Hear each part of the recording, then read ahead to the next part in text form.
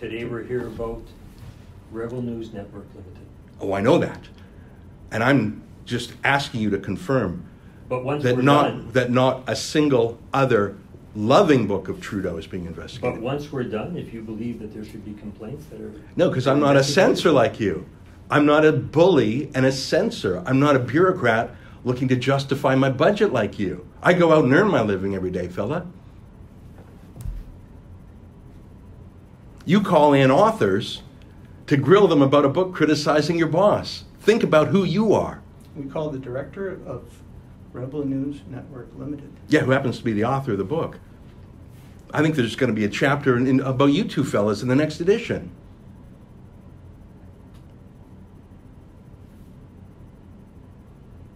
Do you have any more questions there? Certainly do. Well, this just in, folks. Apparently and inexplicably, it is against the law to publish a critical book about a prime minister during an election campaign. Oh, and apparently it is also against the law to not register such a book with the government. Oh, by the way, we're not talking North Korea or Venezuela here. No, we're talking Canada and the censorious thugs who comprise Elections Canada. With more on this story is our rebel commander himself, Ezra Levant. Ezra, that interrogation you received by two bureaucrats who are ex-RCMP officers that used to specialize in terrorism. It is one of the most incredible videos I've ever seen. Judging by the view count, our audience would agree with that. Take us down this path. What is the nub of this story? Are they just... So, and when I say they, I mean their ministerial masters, ultimately Justin Trudeau. Are they just so upset that you have found a way within the rules to promote a book with election-style signs that they find offensive? Look, the best time to publish a book about an election is before the election. It doesn't make a lot of sense to publish a book after the election. And I learned in this interrogation that there were 24 books on Trudeau published at the same time as mine. Now, I only knew of a few of them. Aaron Wherry, a leftist at the CBC, John Ivison, a liberal at the National Post. And I asked these interrogators, I said, well, if publishing a book in an election is wrong, have you gone after these two guys? Or is it just because my book was critical? Well, that's when I learned that they had, I'm not going to use the word spied, but they had compiled a list of 24 books, but they acknowledged they were only going after me, even though all of the books were timed the same. There is an exemption in the law for books and the promotion of books, obviously. And we promoted our book our way. The other 23 books promoted their books their way. I've seen books promoted on TV, on billboards, on bus ads, on radio. Like, there's so many different ways to advertise. We advertised about 5 different ways. One was, I thought, sort of cheeky. It looked like an election lawn sign, but it said, buy the book. Right. And it was promoting the book. But even, I mean, what's the purpose of the book? Well, I criticize Justin Trudeau. I think he's corrupt. That's actually the name of the book, The Libranos. What the media isn't telling you about Justin Trudeau's corruption. Right. I think that Justin Trudeau's corrupt, and that's not just an insult. I try and make the case in the book. I talk about SNC-Lavalin, for example, which, I mean, that's not even controversial anymore. He was convicted of 4 counts of conflict of interest, so for various offenses, for taking the Free Bahamas trip. So it's not even a radical book. Yeah. What is radical is the idea that police can tell a journalist, an author, broadcaster, he can't criticize the prime minister in an election. There was 2 things that really stuck with me in the 1-hour interrogation. One was them asking me why I didn't register my book with the government. Now, I mean, I'm 47, and so I still remember life before the Soviet Union fell. I was like, so I remember things before 1989 because I was a teenager and I was very interested in the Soviet Union when I was even a teenager. Yeah. And I knew this, that in the Soviet bloc, I don't know if you know this, and and I'm getting old, so I forgot, it was either Romania or Bulgaria.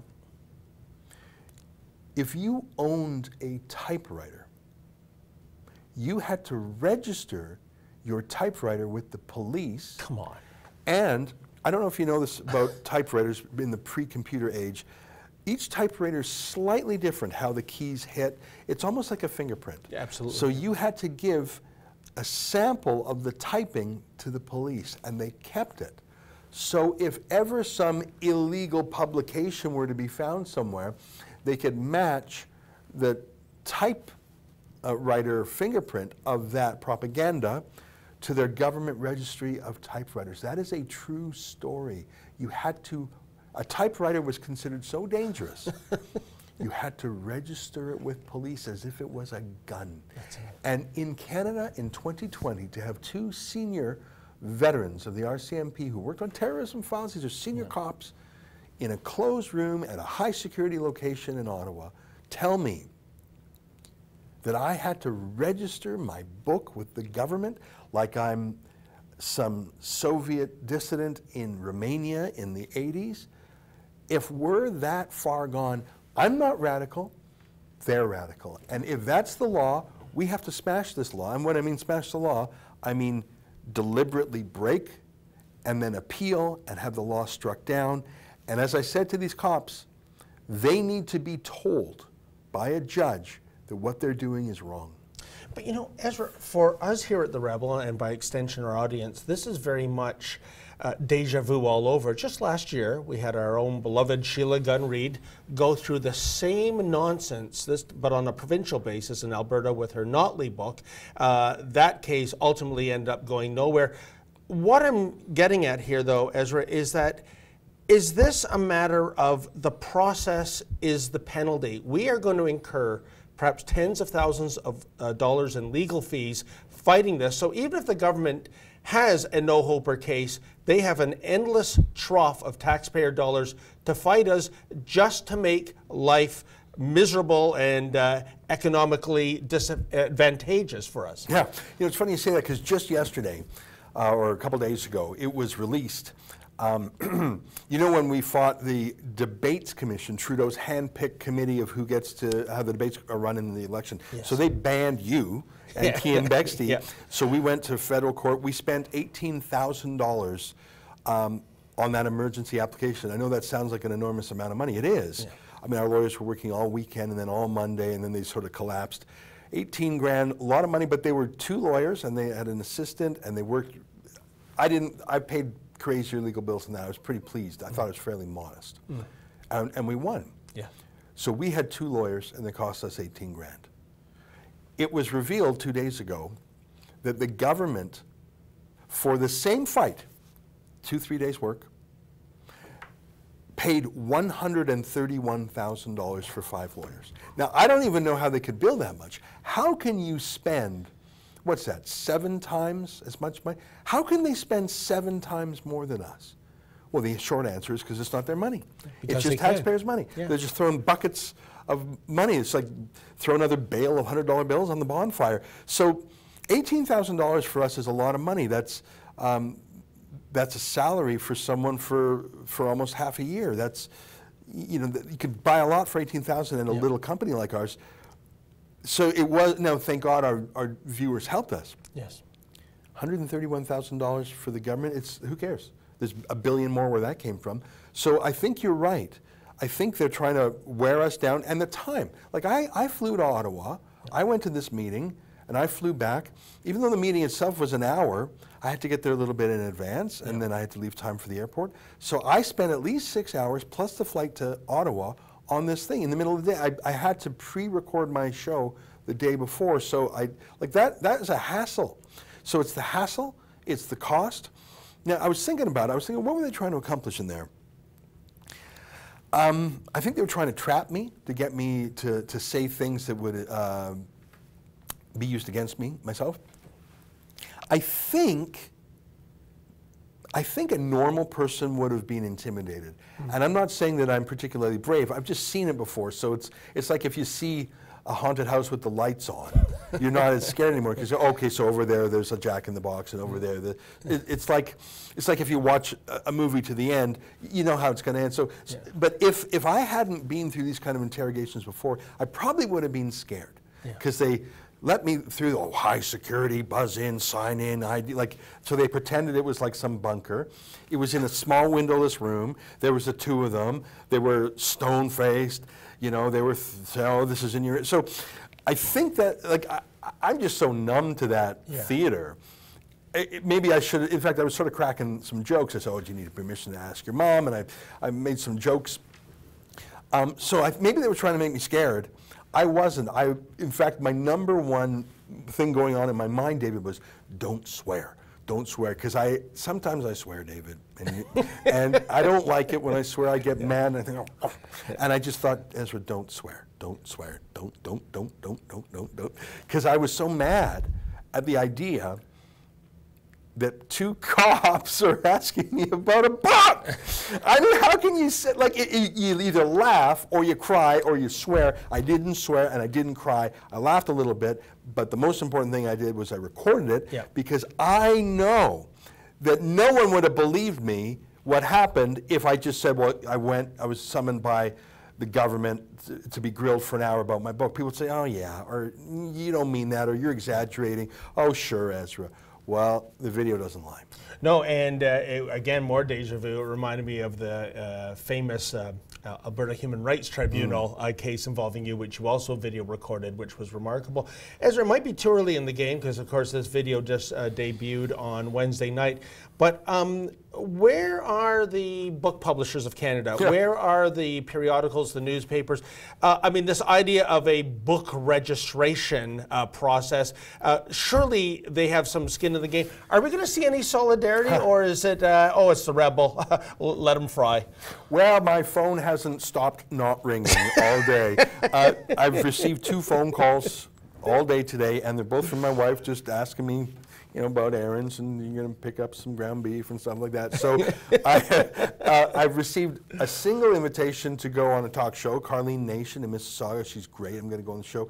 And actually, it looks like Glenn Beck in the United States is interested. Fantastic. Okay. But, and I'm not looking for the attention. I'm not looking also to provide free content to my competitors. I'm very busy here at Rebel News.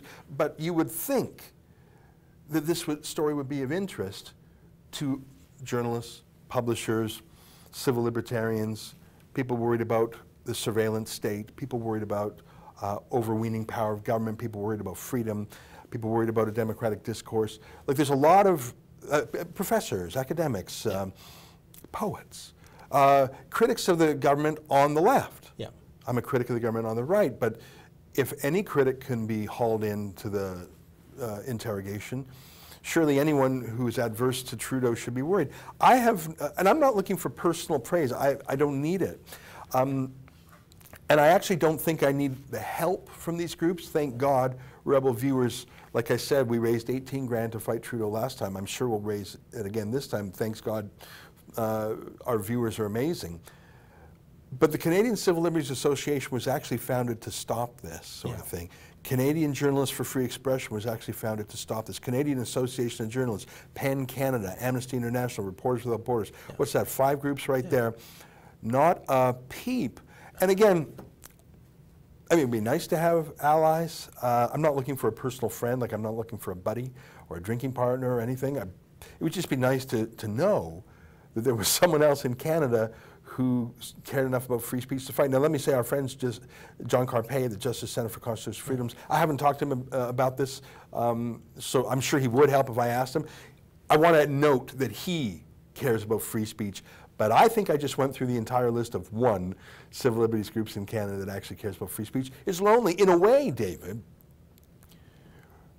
Rebel News has become a public interest law firm for freedom because we have so many cases in which we are the target, that we decide to fight back.